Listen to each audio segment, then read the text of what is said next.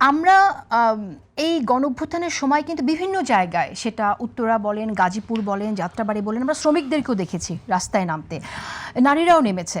কিন্তু গণঅভ্যুত্থানের পরে আমরা কিন্তু শ্রমিকদেরকে বা নারীদের সেভাবে আর পেলাম না। আপনার কাছে কি মনে হয়?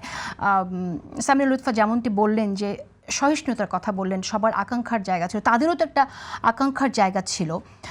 সেই আকাঙ্ক্ষা, তাদের আকাঙ্ক্ষার জায়গাটা নিয়ে তারা সামনে কেন আসতে পারলো না? আপনার কাছে একটু শুনি। আমরা আসলে 5ই আগস্টের যেই গণ অভ্যুত্থান, সেটার একটা ঐতিহাসিক গুরুত্ব আমাদের বাংলাদেশের ইতিহাসে থাকবে।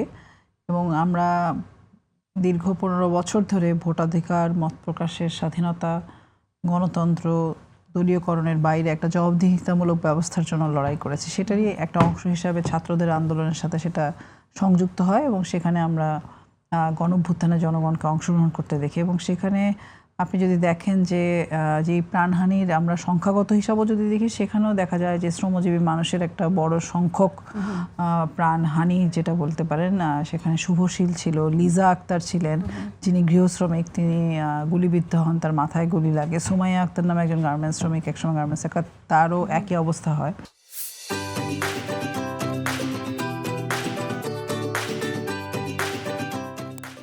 এরকম আমরা দেখব যে অনেক রিক্সা চালক যারা ছিলেন তারা গুলিবিদ্ধ হয়েছেন, প্রাণ হারিয়েছেন, কেউ পঙ্গু হয়েছেন, কেউ চোখ হারিয়েছেন, হকার, তারপরে ড্রাইভার, সিএনজি চালক, এরকম অনেক দেখা যাবে।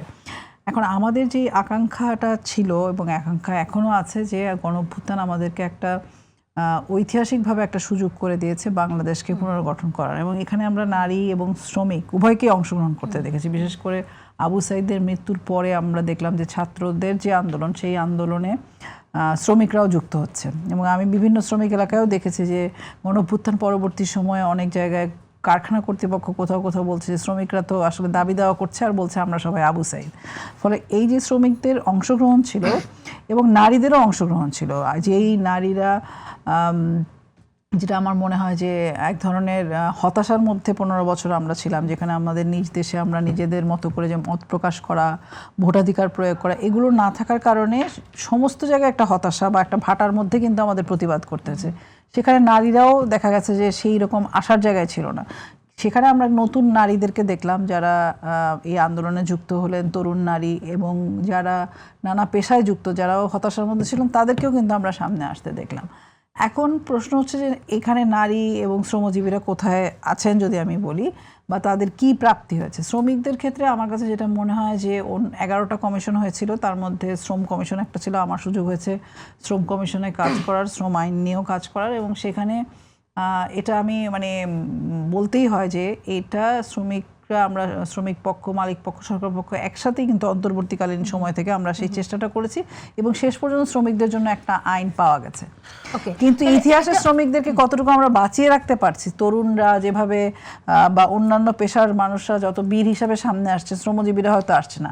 আর নারীরাও যত বেশি সংগঠিত হবে, যত বেশি আমার মনে হয় যে নারীরা যদি নারীরা পেলাম না ক্ষেত্রে, যেমন ধরেন কমিশনের ক্ষেত্রে, কমিশন যখন হয়েছে, নারী কমিশন হয়েছে, পরে ঐক্যমত্য কমিশন হয়েছে, ঐক্যমত্য কমিশনে কোনো নারীরা ছিল না, ঐক্যমত্য কমিশন জুলাই সনদ পর্যন্ত করে ফেলেছে। তখন পর্যন্ত আসলে আমরা নারীদের যে 100 আসনে সরাসরি নির্বাচনের কথা বলেছি সেটা আমরা আসতে দেখি নাই।